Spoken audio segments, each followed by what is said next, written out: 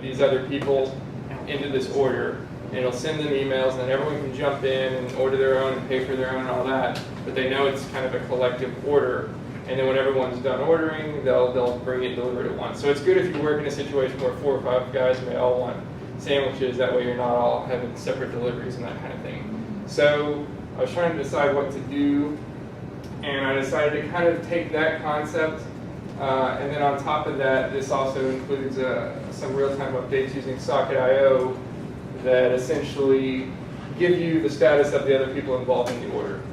So first, I'll try and run through a quick demo, and it's actually live out there on the web. So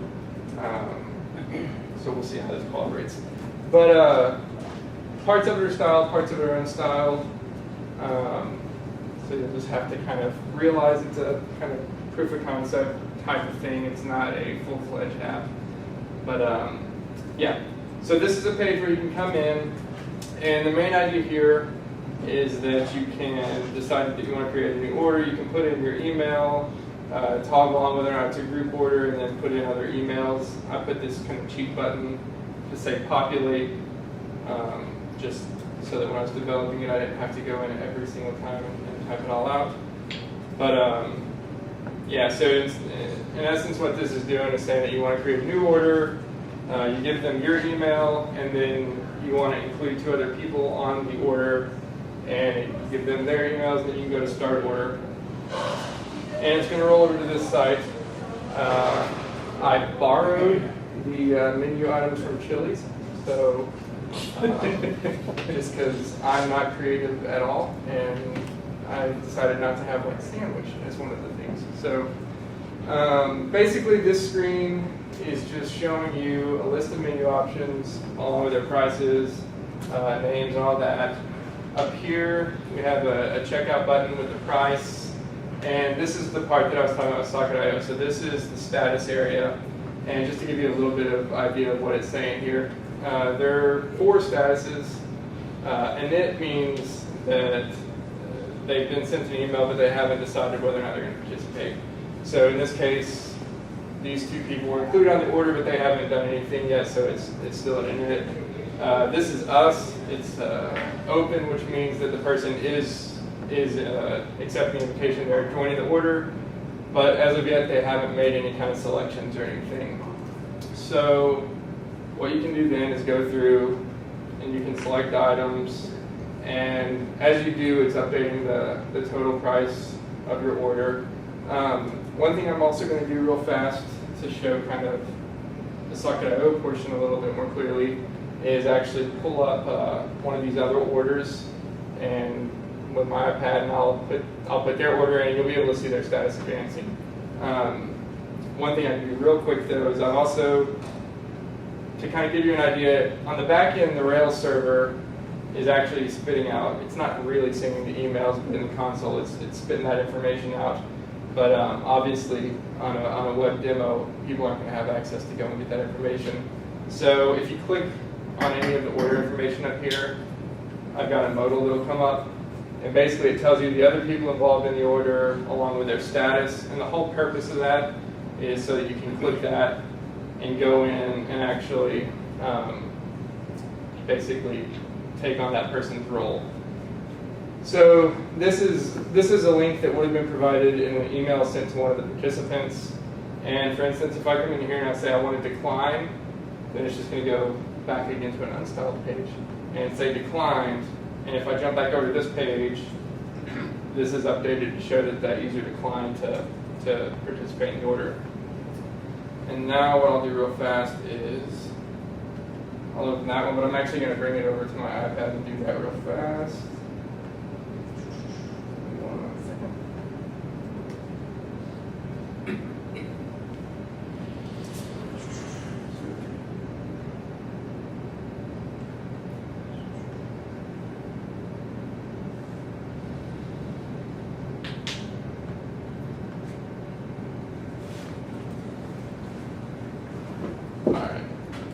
So now I have this open on my iPad, and this is going to be this bottom status. I don't know if you can read it, but it's jack@gmail.com.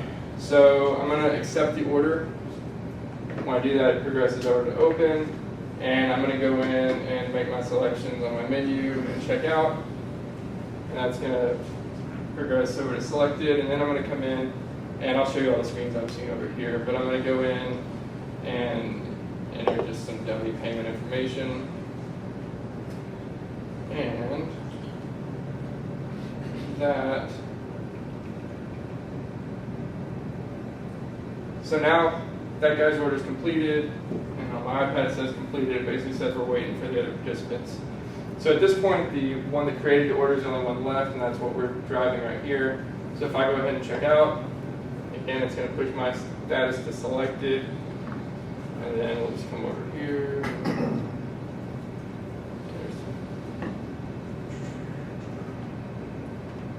All right.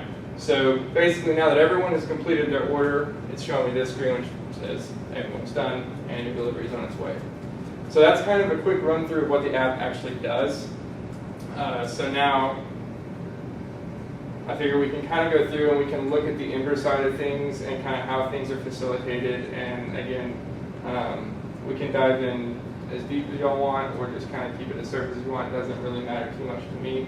This is a public repo, so and we'll put a link to it, and anyone can go out there. It's got a link to the live app, or the live demo, which I haven't banged on really hard, but it should be able to handle people playing around with it if that's something you want to do or see.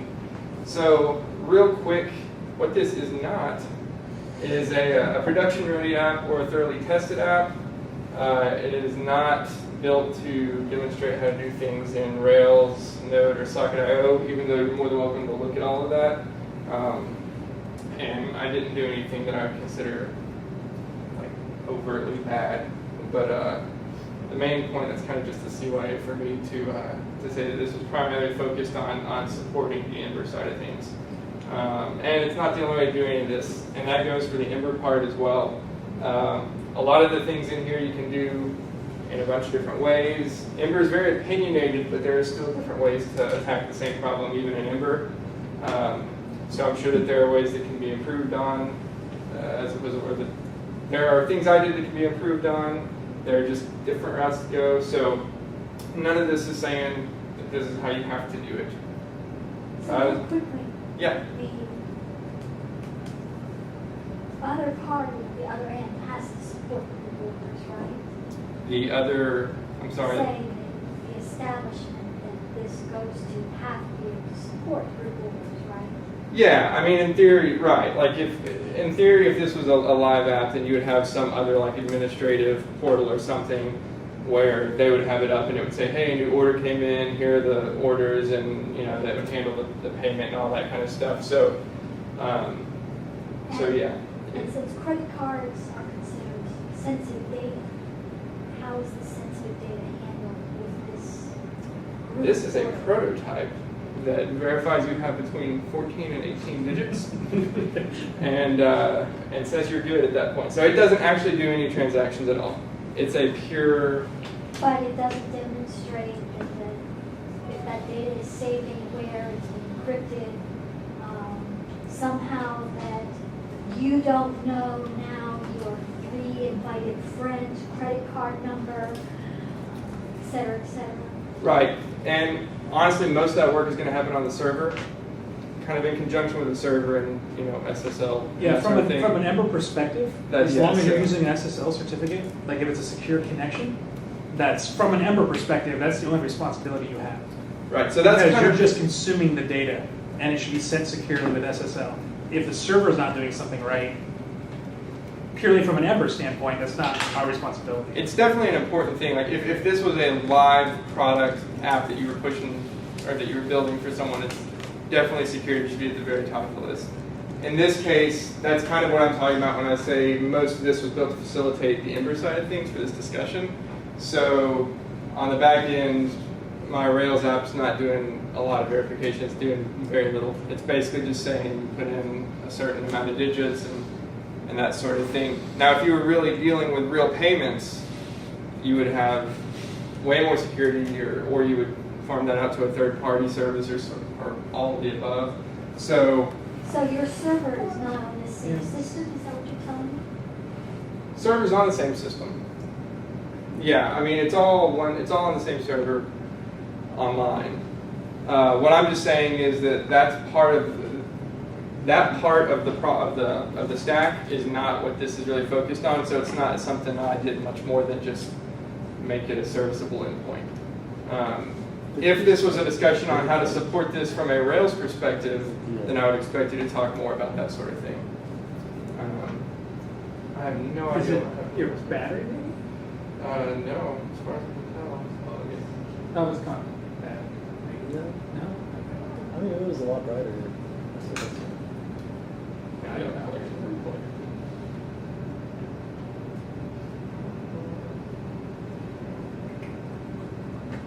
Give it a second and see what it Well, now you broke it. does. No. Oh, I know what it is. There we go.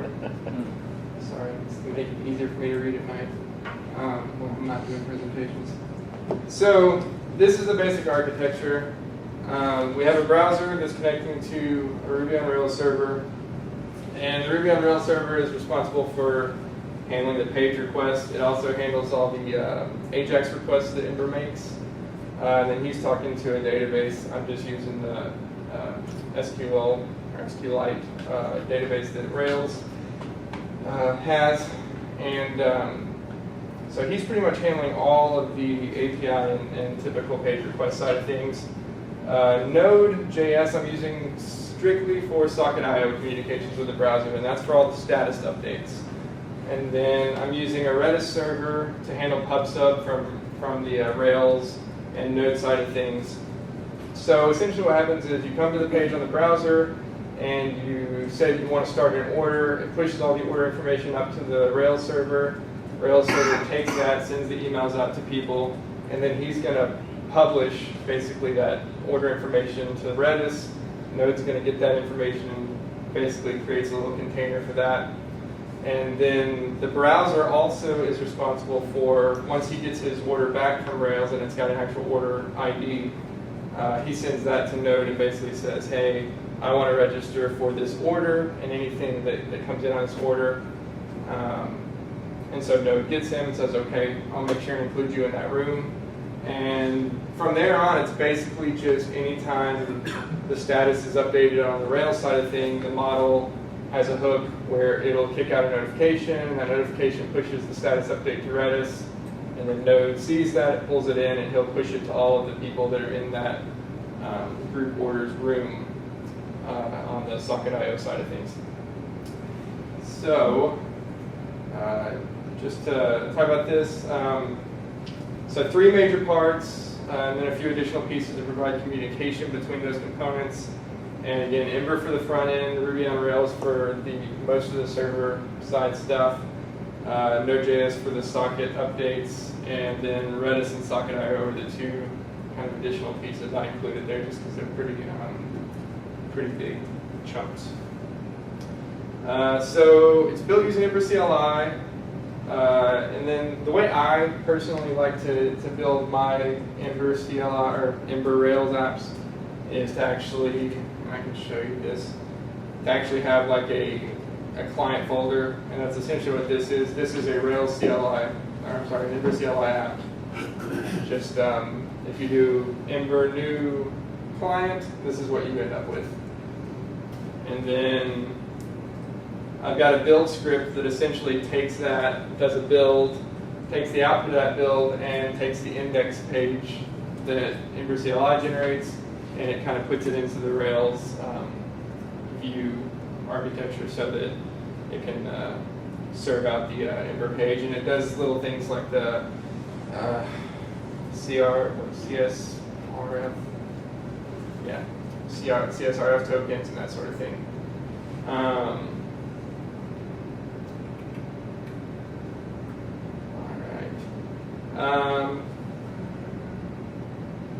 And then the rest of this is just kind of talking about the communication that we talked about before with Node and Socket and all that sort of thing.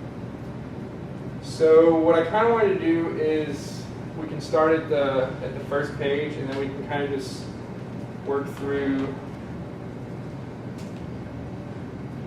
the code and kind of look at it.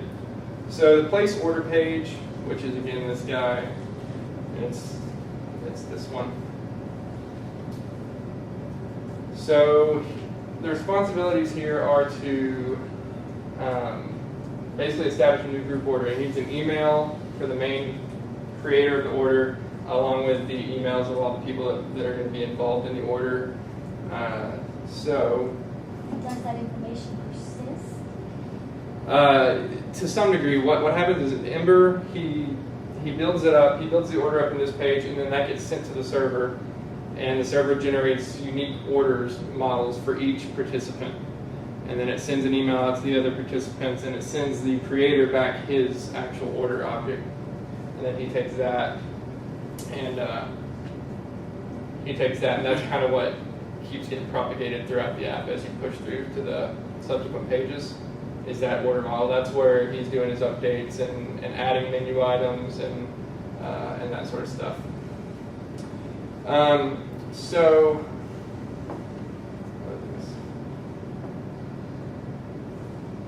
let me do this real fast and see if this goes.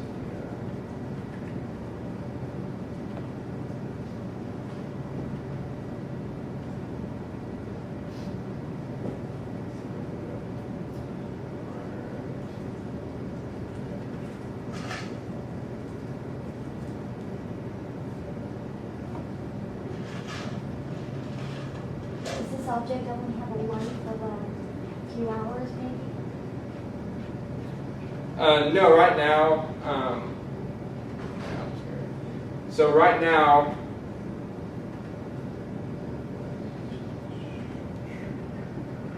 it's not handling cleanup. That's the sort of thing that on the server side you definitely would want to handle.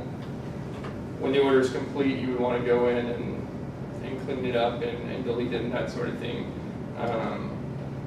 But again, piecing this together, part of it's time, part of it's just kind of what's in scope for this and what's out of scope for this discussion. So, Can you explain what the size of it? yeah, tell me, is that readable at all? That's fine. Okay. All right. So this is a controller for place order. So right off the bat, one thing you could do differently here is you could actually instantiate an empty order model and hook that into this controller, and then any changes that are made on that page would just modify that actual object. What I did is I actually have a controller instead of an object controller, so this is more of just a key value store. I bind to all of those different properties in the template, and then I wait until they actually say that they're ready to create the order to go in and populate an actual order object. So most of these up here at the top are just supporting the template. They're just, this is group is what's tied to that checkbox. The email is the master email. It's the one for the person creating it. Order password is actually old.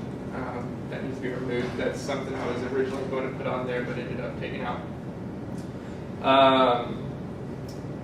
And then it's got an associated order count, which basically is just tied to that toggle of that counter that lets you specify how many. I can go back and look. So as you change this count, what happens is that order count gets bumped up or down, and that causes this update orders to fire, and he basically goes in and generates. He ends up generating a new order and tacking it onto the list. Or if you went from 3 or 4 orders down to 2 or 3, and he detects that he's got more than he needs, he actually slices that list down. And this is just adding a new empty order whenever they toggle up their count. And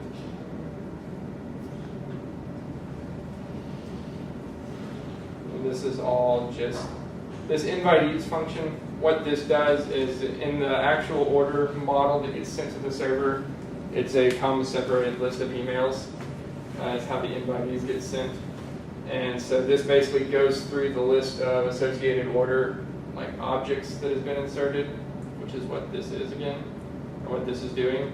it just goes through there, it gets them all, it gets all their emails, and it creates a comma separated list, and it's done. And that way, whenever this guy goes to set that field, it goes in and it runs that. And then what he's going to do is call save, and it's going to send it off to the server to save the model, or to save that model. And then once he gets a response, he's going to transition to the order route, which is the page where he actually does his ordering, and he's going to set that response to be the model for that page, or the model that that route uses. And then this is just that function. I put that kind of cheat function because I got tired of typing the information over and over and over. So that's just what goes in and populates all those fields.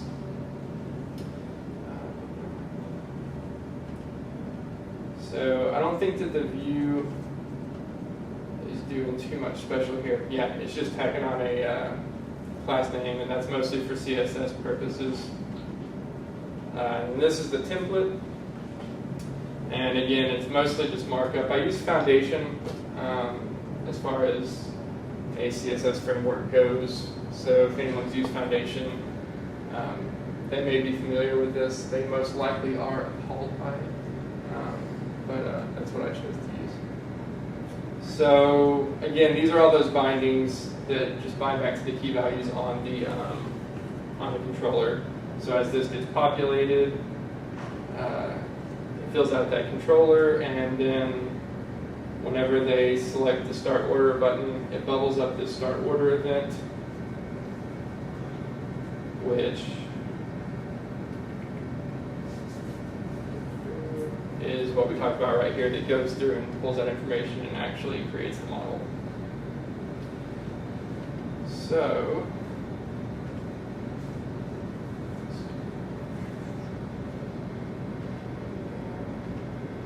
alright. So then you go to this screen, which is the actual route is this order to order route. And the purpose of this route is obviously to show me all the menu items and let me add them to my order. So we can look at the files associated with this guy. So are most companies using some standard format to publish their menu offerings that would make it easy for you to pick up? This would definitely be done in conjunction with, like, this would have to be done from the perspective of someone, like in this case, like Chili's, saying, we want to make this accessible to our users. So they would go and do it. This is not something you would do as like a third Not party. an order app that whether it's Right, it's not chocolate It's not something you would pull down and use on a place that has no idea. sandwich or whatever. Yeah, no. This is something that if you had a restaurant, you know, that's kind of the general premise here.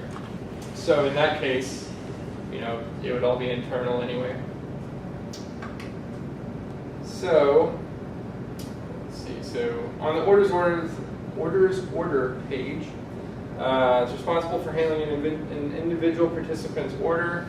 So the route grabs the order from the parent route and sets it on the controller. So the way that the routes are set up, basically, there's a resource in this case that is the orders route, and it has that token on the end. And since this is actually a sub-page to that, or it's a route on that resource, he has to go to his parent to get the actual model, because that token is handled by the parent route. And that's kind of complicated, but essentially just what it's saying is that this page actually doesn't have access to this directly. He goes and gets the model from his parent, who loads the proper order based on this. And that's what he's doing right here. So he's getting the models for the orders route, and then he's actually just setting that on himself as his model as well. And then right here what he's doing is he's getting the controller for the menu list and setting the model to that for basically this listing of menu items. And he's also setting the order attribute on this statuses controller, and we'll look at all these in a second. But on the statuses controller, he's setting the order attribute, and that's useful because that tells the statuses controller what information he needs to go through socket.io to tell Node which order he wants to have updates for. And you would definitely there are definitely some things you would want to make more robust if you were doing this in a real environment. Right now it's kind of security for obscurity. So, you know, if someone guesses your token and decides that they want to join your order on Node, they could. But again, it's where I come back to the fact that this is a kind of discussion piece and not something that someone's going to deploy. So. Let's see. So this is the controller. We'll come back over here and look at the. So the route also hooks up the list of menu items and sets that on the menu list controller, as well as setting the order item on the statuses controller.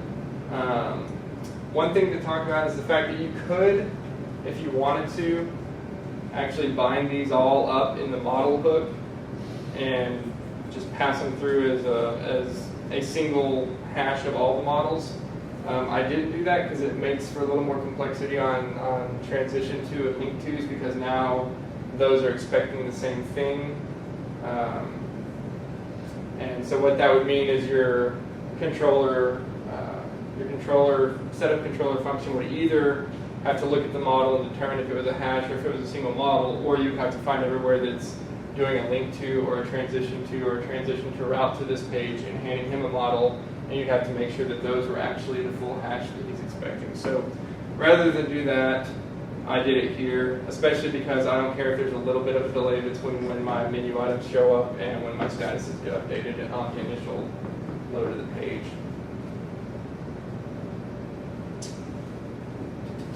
The controller is given the order object as its model, and he appends and removes menu items as selections are made on the page. These menu items are rendered in an each, and they actually have an item controller. So each of the menu items can tell when basically he asks the parent controller if he's been selected or not. And if he has been selected, then that's when he knows to render himself. Basically through CSS he adds a class, which leads to him being rendered differently. And then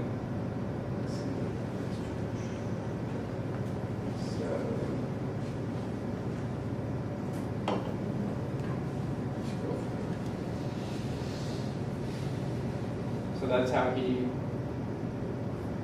determines when he needs to be shown as selected or not. And we'll look at that in a second to make that a little more clear. But basically, whenever they are selected, they bubble up this event that includes them as an item, and then it checks to say, hey, is this already contained in my list of selected items? If it is, then remove them. If it's not, then add them. And the remove item, that's something I can take out now. I used to have a list of selected items, and you could deselect them there, but all of the functionality is happening in this select menu item because it toggles the state. And let me do this real fast.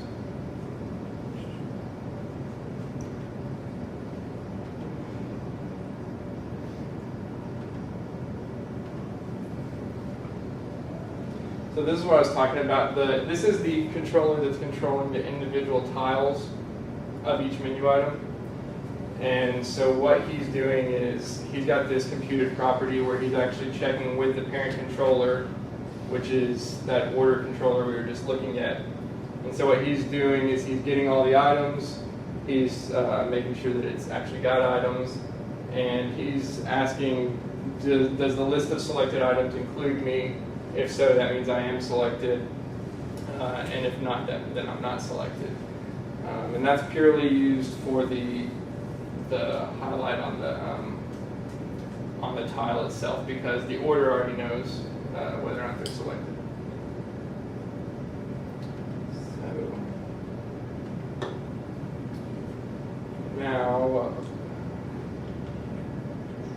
So yeah, So since as selections are being made, we're actually appending and detaching those menu items from the order model. When checkouts hit, all we really need to do is pass that along. We don't need to do any real processing to it. So that's what this is doing. Basically, this says, okay, they're ready to check out. They're done making their selections. So again, he calls save, which pushes the order now, including all of his selections, up to the server. The server is going to take that and do some things to it and fill out information on how much the price is and all that kind of stuff, and then send that back, and then he's going to transition to the checkout page. And this is, again, this is the template for that menu item list. It's got the checkout button, and then it's got, like I was saying, it goes through each menu item, and it renders them with this menu display controller.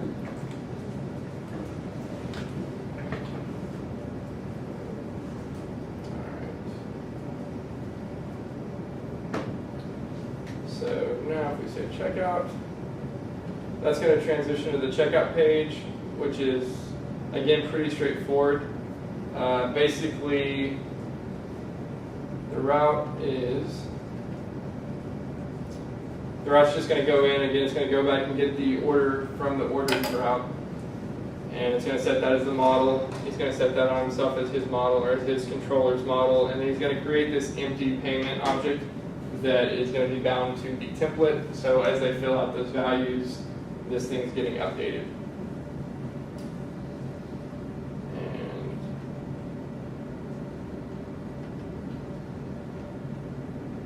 And so this is what that template looks like, where basically he's taking that payment object and binding to the CC number, CC name, CC expire, all that kind of stuff. And then whenever they select to pay, it's going to fire off this submit payment action, which is going to be captured in controller. And so then he gets the payment. He's going to go in and pull the objects off that payment object and append them to the model. And then he's going to save the model. And so what that does is it just pulls all the CC name, CC expire, and CC number. It pulls those out of that generic Ember object that had been set as the model, and it actually sets those as the same name attributes on the model, which is what the server expects. So then it's going to send that off and save it. When it comes back, it's going to check the response and see if it is paid. And if it is, it's going to check and see with the statuses controller, are all of the individual orders completed?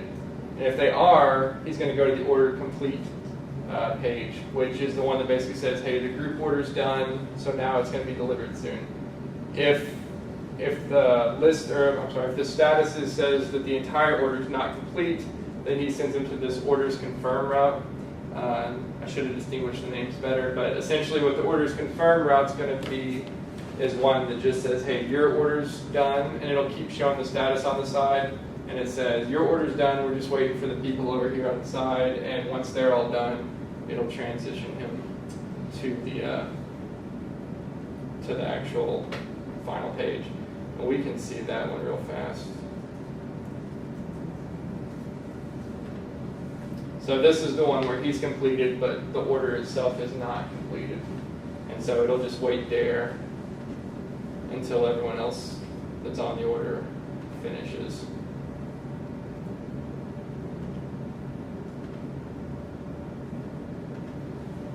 And then once they finish, it says, all right, the order's done, so it'll be delivered shortly.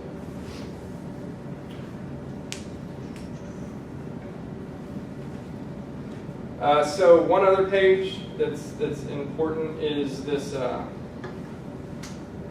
this init page, and that is this page.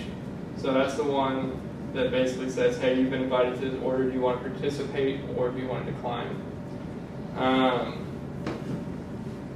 So it's kind of, there's a similar pattern here as far as how they deal with the order.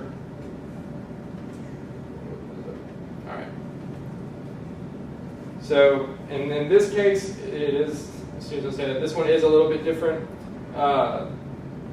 This route actually looks up based on the parameters. It looks similar to the other routes, but in the actual router, it's set up as its own route outside of the order. And honestly, that had to do with the fact that I did not want to I didn't want it to be rendered into the same outlet that the nested routes under the orders resource were rendered under. And so it's a separate route, and I can show you what that looks like real fast here.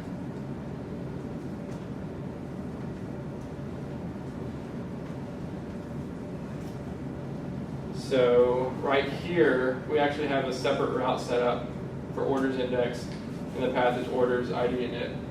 Whereas these other ones that are nested in that kind of in the UI with the toolbar across the top and the statuses to the right and that sort of thing, those are all actually listed or nested under the resource. And this is why they all have to look it up on their parent. So when you're in order, he has to go up to the orders route to get the actual model because it's using that parameter to look it up. And it's the same way with checkout and confirm. They don't actually have ownership over this param. So if you're in the model hook and you look at what the params hash comes in with, it's not going to have anything. But that orders route is still doing its processing, so you can say model for orders, and it'll take this, look it up, and give it back to them. If that makes sense.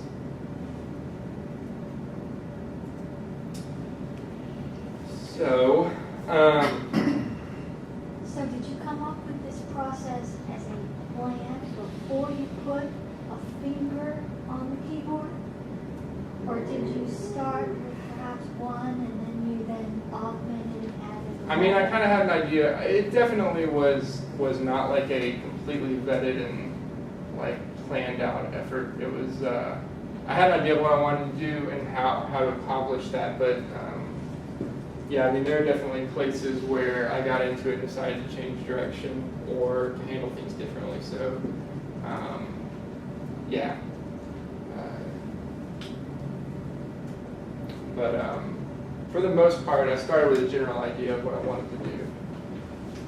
But yeah, so stuff like that route in particular was more of a, once I kind of got into it, I was like, okay, I really don't want it to be considered nested as far as the UI is concerned. So I'll pull it out into a separate route. But I wanted to have that same kind of look, so I can give it a similar path. But yeah, so that's kind of how that came to pass. So let's see. So the controller updates the status of the order, and that indicates the user's decision about participation. And then they're transitioned either to the page that just says, "Hey, you declined," or to the page that says. Or to the page where they have accepted, and it's going to give them that list of menu items, and basically they do the same thing as the original user at that point. The only other thing that this page is doing is the view is actually adding, so on insert and on will destroy, it goes to the top level Ember container, and it just adds an additional class, and that's just because of the fact that it's hard to see on here, but it's got a full screen background image, and I wanted that to be a full screen background image and not just kind of confined to the section of the page that that particular DOM element for that view was embedded in. So that's why it's appending that or adding that class, removing that class is, again, to support some CSS, basically.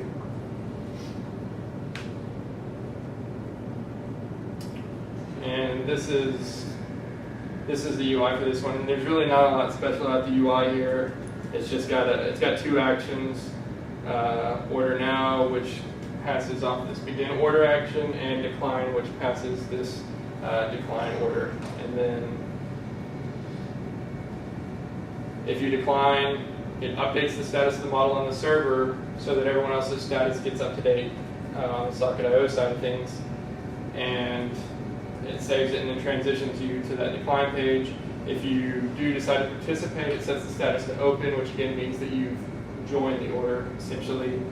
Saves that to the server and then pushes you to the right page with that response object. All right. So the statuses controller is what's responsible for this section. And this is where all of the socket IO side of things is handled on the client. Basically, once the order is created, the order route, so this is that orders/token route, sets the order attribute on this controller. And what he does,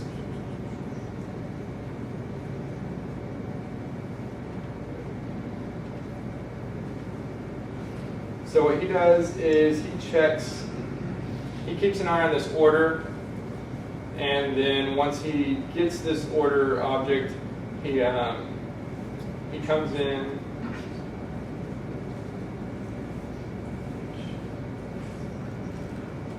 Yeah, and that connected is something that I need to get rid of too. But basically, once the order gets set, he comes in and he goes into this if statement. He's going to get socket, which is actually an initializer. That is.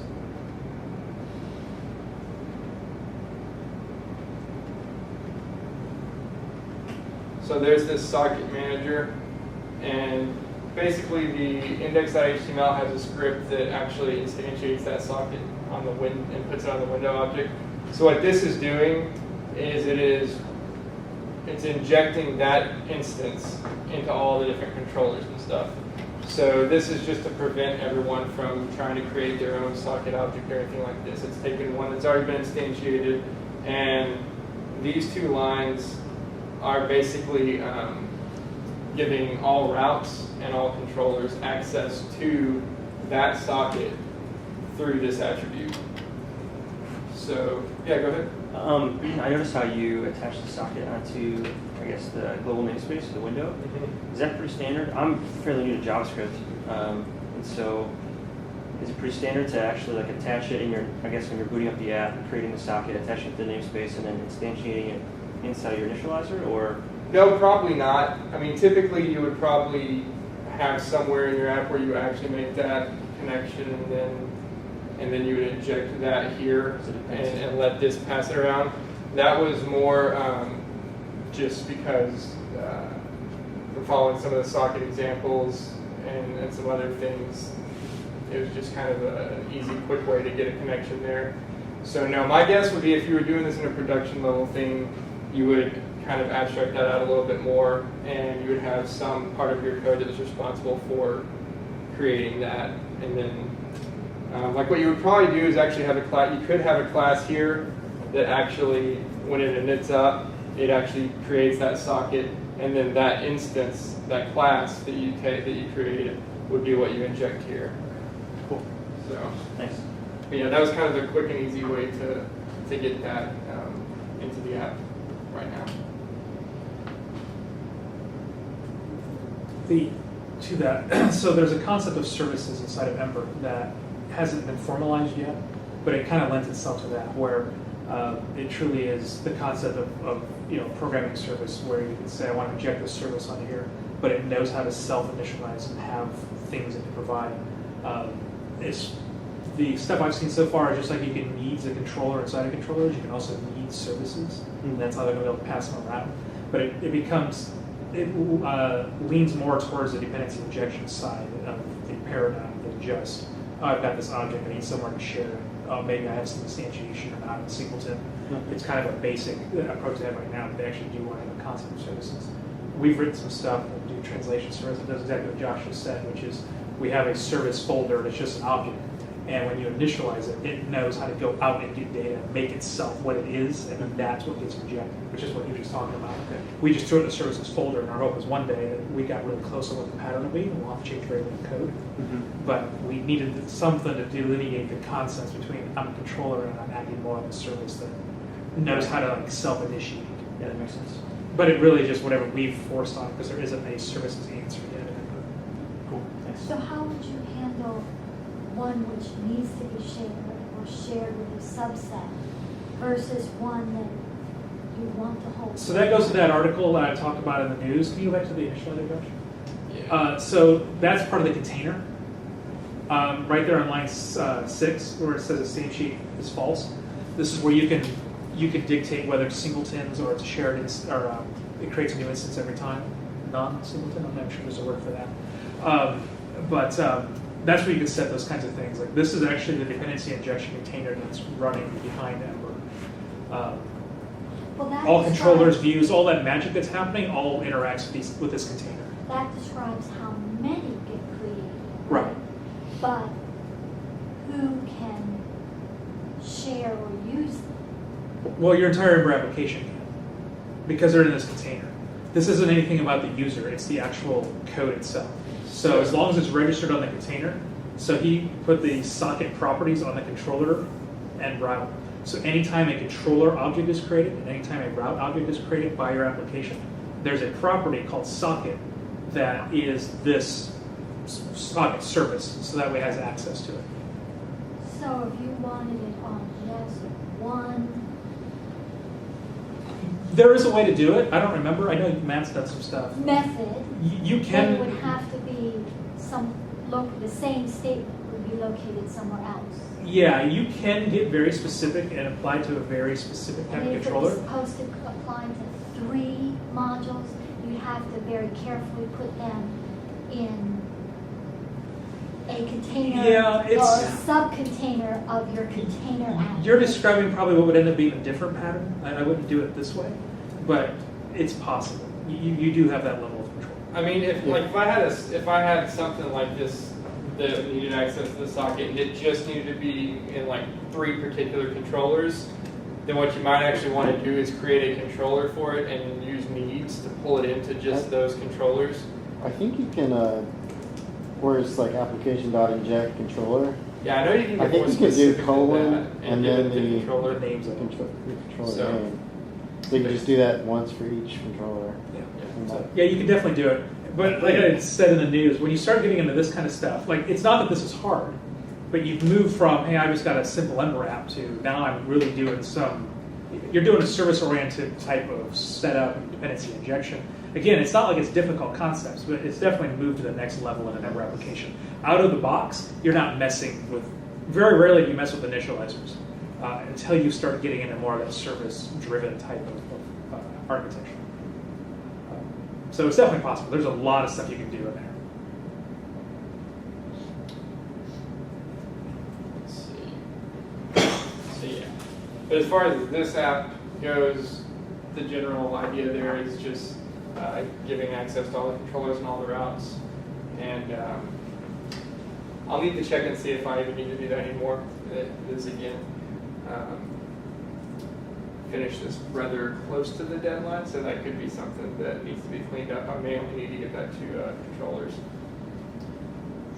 So if you had moved it somewhere else and it wasn't working like you wanted, how would you debug that socket interaction? Like if I was making calls to the socket and it wasn't working at all, like it just. Right, you put. Well, so in this case, You put some definition in your application, right? thinking you had it the way it should be, Okay. and now you are testing your application, Mhm. trying to do the decline or the open or order, Sure. and your Status status is wasn't reflecting the activity. Well, so this is just kind of a glue, basically. So what this is just doing is it's saying on controllers, give it an attribute called socket, and stuff this in there. So really, at that point, what I would probably do is go back to, actually, I'd probably go back to here.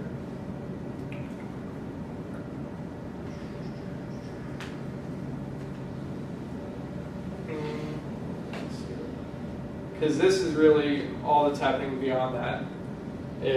This is where you're connecting to socket IO. So if the Windows socket object was not doing what I expected it to do, I would probably come here and start seeing, okay, once it's actually established, is it good here and it's just not good in my controller, or is it bad here? And if it's bad here, then I got to figure out what's going on here.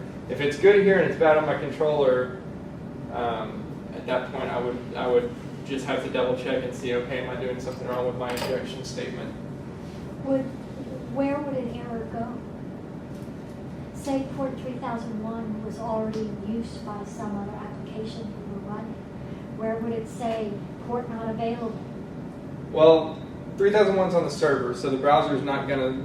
The browser may say it can't connect, and you would see errors in the JavaScript console that would pop up, and basically Socket.io would be complaining and saying it can't make a connection back to your back end. You could make that more robust. You could do some different things with it, but right now, The browser user wouldn't see anything. They'd No. have to open this console window if they have that capability. yes. And again, that kind of falls into that area of if this was a full app that you really want to do that with, you would want a more robust way to handle that. Something saying, hey, we're having some server issues, try back in a little bit or something.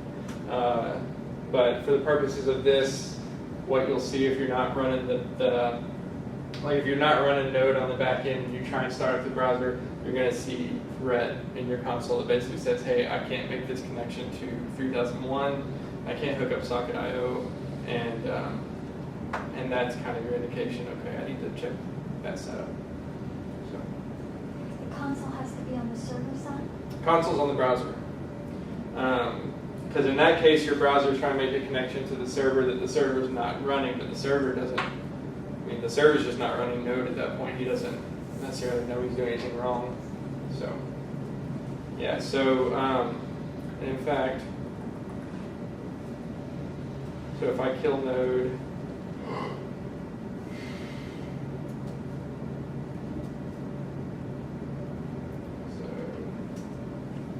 If I do that, so it's going to get these, I can't connect to Socket.io, and then it says IO is not defined. So this is kind of what you're going to see.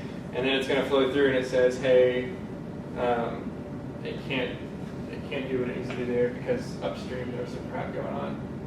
So that's kind of what you'll see. But again, it comes down to the fact that your server's bad there. All right. So join order, what it's going to do is it's going to observe, wait for that order to be set.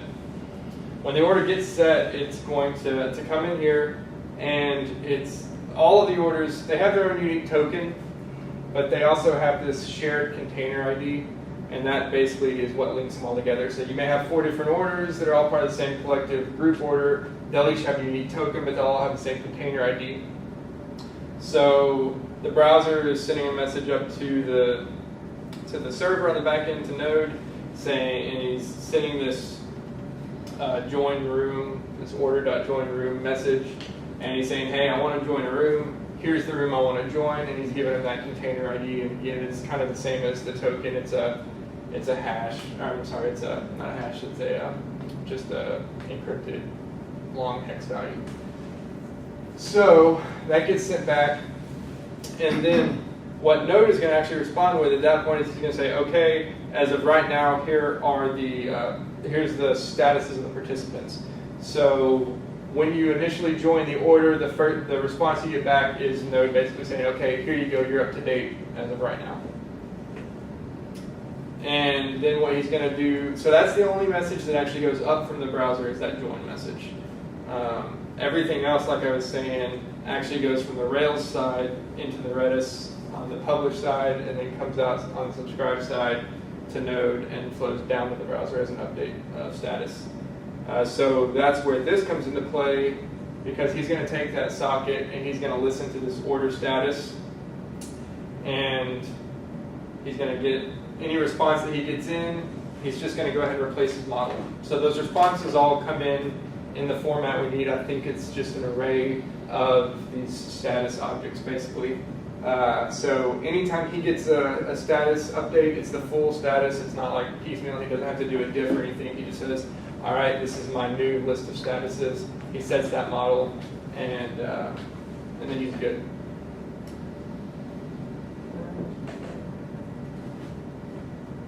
And yeah, and this is a bug. This and this should be the same, and they're not. So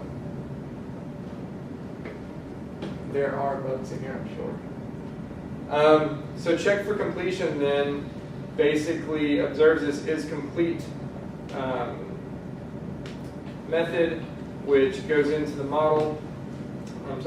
It goes in and gets that model, it goes through and it checks all of the order statuses to see if they're finished, which is have they declined or are they completed. So basically it makes sure that they're done one way or the other. If they are, it returns true. If they are not, it returns false. So this is waiting to see when that thing changes. And it's getting updated every time my model changes. So every time I get a status update, this is complete property is going to recompute himself, which is going to kick this thing off. And he just says, if I am complete, then I'm going to send this order complete method, or I'm sorry, event. And that order complete event goes all the way up. I believe I've got the route, the application route catching that just because it's the top level. Yeah. So he's catching that, and that's when he transitions to that order completed page, and that's the one saying everyone's done. So that'll push them onto that template. Again, that's just that page that's not styled that says, hey, all the orders are in or declined, so everyone's done. So the order's ready, we'll get it ordered or delivered soon. This get order info function is just kind of a nasty function I threw in really quick. It's the one, that's the one that supports this. And again, that's just because I wanted to put it out as a live demo, but people wouldn't have access to the server to see the emails that include the links. And so, so it's debugged. It's not something that would typically be in there, but basically all he's doing is every time that that header information gets clicked, it's sending up this get order info message or event along with the order for this particular page, and then that's going to go hit my back end. It's going to give him that order info, or I'm sorry, that order ID on the info endpoint. And what the server's basically going to do is it's going to extract, it's going to find that order, extract that container ID that they all share, go out and get all the other orders associated with that container ID, and then it's going to just strip out like their email, their status, and their token, so it can build the link, and it's going to send those back. Yeah, and then he just grabs all that, he sets it on this debug info controller. And then I've got a modal that renders that controller, and that's what's happening here. So these are the results of that AJAX call. But again, if that was an actual functional part, you would probably want to wrap it in a model and do all that kind of stuff. But since it was just kind of, it wasn't something I wanted to persist because I actually want that to fetch the information every time I click that header, and I just didn't want to worry about caching or any of that kind of stuff, so I just threw it in an actual raw AJAX call.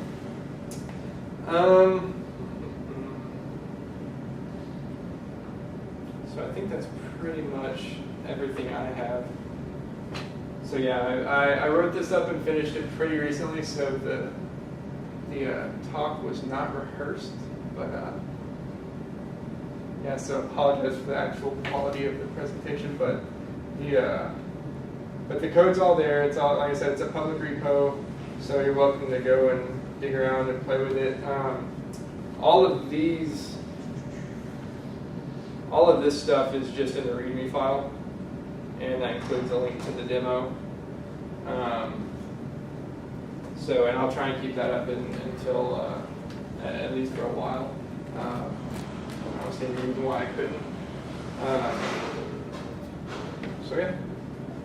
So any questions? And like I said, that's all the Ember side of things. If anyone wants to look at it or talk about any of the Node or Rails side, we can do that too.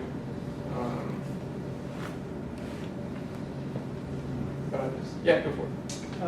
How many hours work is this? And recognizing it's just a demo. Yeah. And roughly what percentage of this is handcrafted code versus the Ember CLI generated code where you just tweak it? Time, I would say I spent the better part of probably the last week and a half maybe really focusing on this. And I would say that's mostly just sometime at night, and then sometime on the weekends. It's not full, it's not saying 60 hours or anything like that.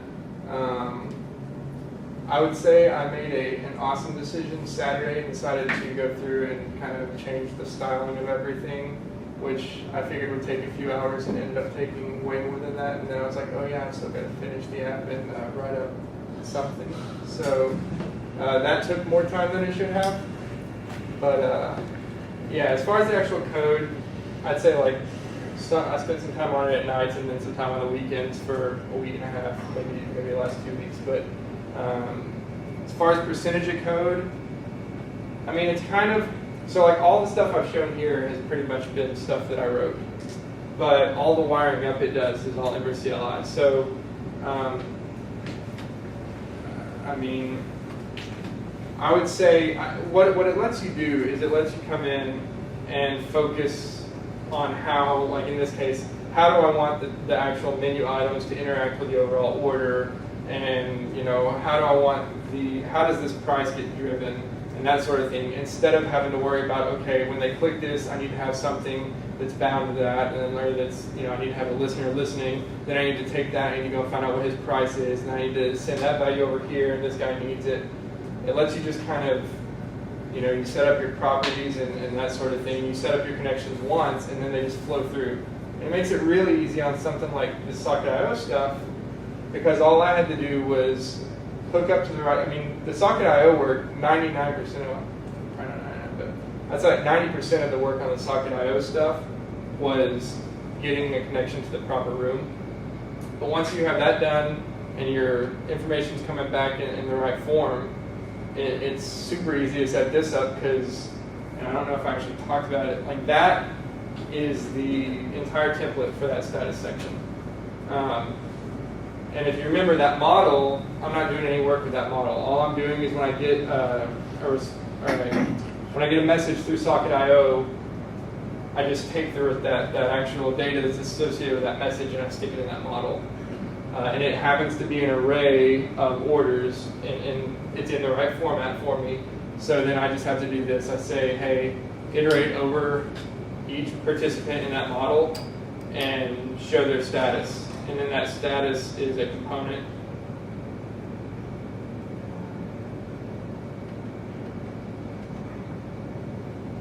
And most of this is just dealing with like the look and feel of things. Same thing here. So basically, I've got something that says, hey, is my status 100%? If so, then I'm finalized.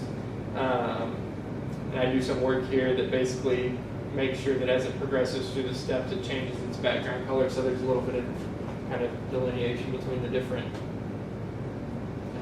bars over there, so they stand out a little bit differently.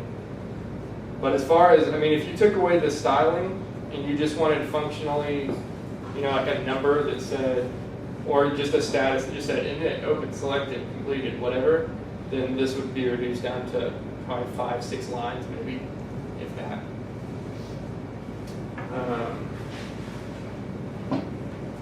But yeah, as far as the controllers and the routes and stuff, none of them are overly complicated. I mean, as far as most of them have a pretty small amount of code they're responsible for.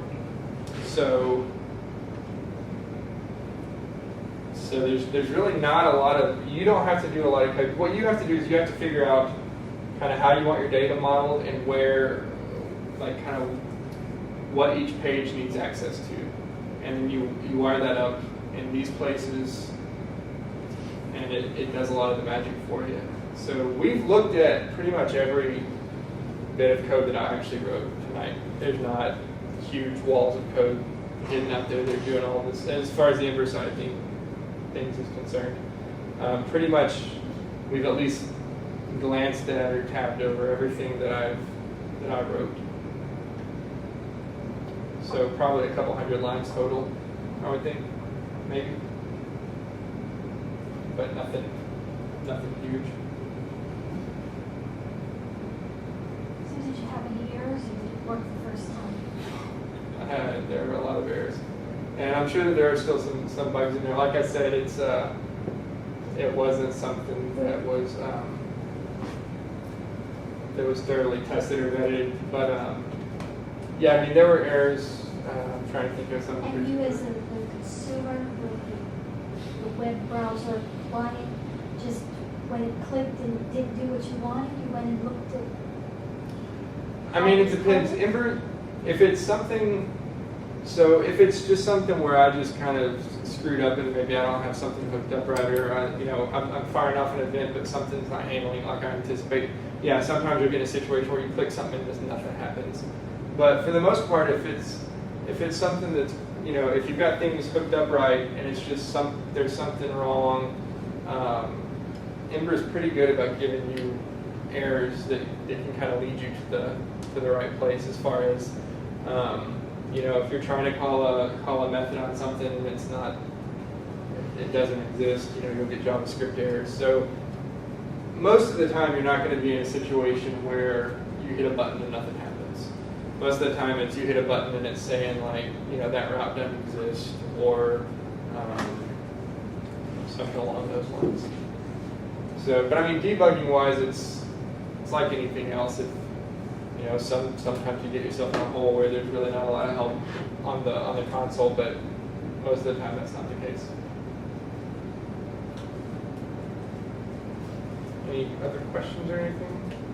Go back to your diagram of the different layers. Yes.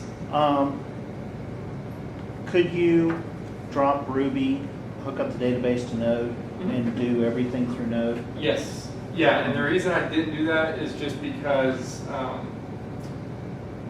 once I started and I knew I had like a couple of weeks to get it done and ready to go, I'm probably faster building that out on the Rails side, and so I didn't want to spend a bunch of time. But yeah, if you wanted to, you could absolutely set up the entire backend on Node and Redis. You would get rid of Redis entirely because Node would handle all of your serving, and it would also handle all of your socket stuff. And yeah, initially I actually thought about running the whole thing in Node and just kind of keeping like an in-memory list of orders that were active or something, which obviously wouldn't be a scalable thing. But yeah, and so I started going down that road, and I was like, I'm going to go ahead and jump over to Rails. And so yeah, that was the talking to Rails and Node was the part that I was most concerned with initially, but they both have pretty good Redis libraries, and so it turns out that each of them is just like publish this, subscribe to this, and you're good to go. So was the Node and the Redis stuff what was new for you? Yeah, well, yeah, and I've done Node stuff, but this was the first thing I've done with Socket.io. Okay. And I've used Redis before as a key value store, but this was the first time I've used it as a pub sub, like inner, app communication type thing. So yeah, I would say the Ember and Rails side of that were where my comfort level was highest. And then the Node side, I've played with Node, but most of the stuff I was doing on the Node side, this wasn't the stuff I hadn't messed with before. But again, it was mostly just the Socket.io stuff. So it was just figuring out how to create the rooms and make sure that people get into the right room. Because again, the browser, whenever you're looking, he sends a message to join a room, but after that, he just subscribes to a status update message. He doesn't subscribe to like a particular status update message that includes like his container ID or anything. And so it's on the Node server to make sure that he has everyone in the right, I think it calls them rooms. And basically what happens is when a status gets updated, the Node server gets it, he says, what's the container ID of the status update, and then he looks in that room and just broadcasts the message to anyone that's joined into that room. So. Okay. What is the scale or volume constraint with that container ID? Container ID it's a hex key, so. I mean, we saw it was about. Well, that's the token 8 for the. characters for. Right, so that's the token for the order, and honestly, the reason that's as short as it is because I knew I was going to be opening browsers and typing it by hand into my iPad and stuff, and I got really sick of typing 16 or copying and pasting and that. So that token can be as long as you want it to be, and the container ID and the token are both hex values, so they're long. So as far as running out of them, pretty low chance of that. I would say that your app is pretty successful if you run out of them. Yes. But again, it's one of those things. It's for the purpose of the demo. I didn't want to have to deal with like any kind of like sign in or anything. And there are plenty of things that do use kind of security by obscurity, so it's not necessarily the most kind of foreign thing. But you know, if you're doing something really serious, you might want to have an actual authentication, that kind of thing. So especially since you know if you're going to be dealing with payment. But that was beyond the scope of this. So. Well, I mean, I was just thinking if this really were a corporate ordering Yeah. interface, you know, the entire Chili's, you know, Yeah, and in that case, offering, how right. many, and depending upon how quickly you turned out and cleaned up past orders, how many could you then have going? I mean, I think it would still, I don't know the exact numbers, but it would still be a while. That hex key is 16 or something hex digits long, so there are a lot of values in there. But again, I mean, you could always, I'll tell you, like, if you're involving payment and stuff, you're not going to want to completely get rid of those. You're going to want to track them. But, I mean, there are ways to get around that, I'm sure. They're not anything that I looked into because I wasn't worried about running out of order IDs. So, any other questions? When Socket.io is broadcasting the message, how does it know where to send it to? Yeah, so let me pull up that node server. Okay, so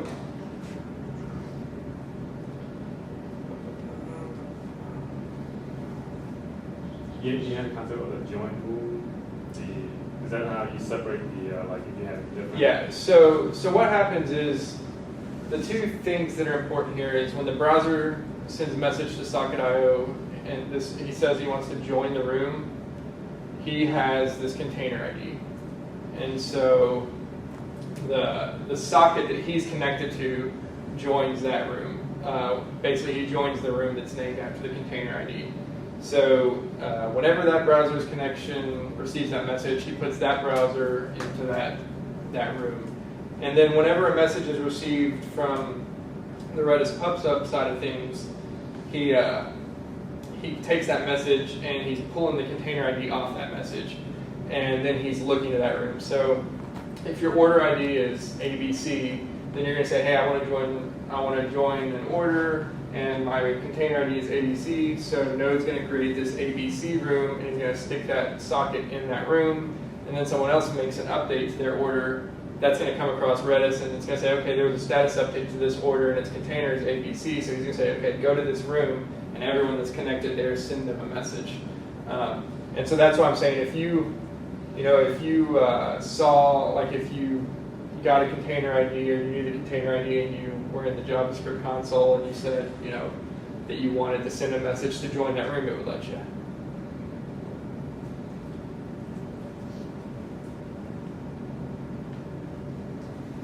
But yeah, this is pretty much, it gets a message, it strips it, or it deserializes it.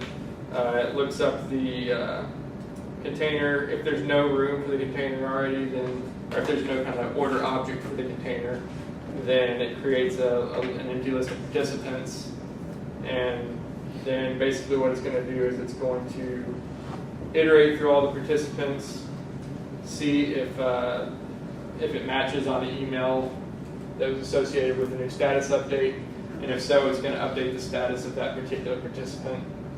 And if it doesn't find any participants with that email, then it's going to actually add that participant to the order object and set his status and all that kind of stuff. And then down here is where he says, all right, to everyone in this room, I want to emit this order status message with this order container, which is the list of statuses, or the list of participants, along with their statuses. You good? All right, thank you, John.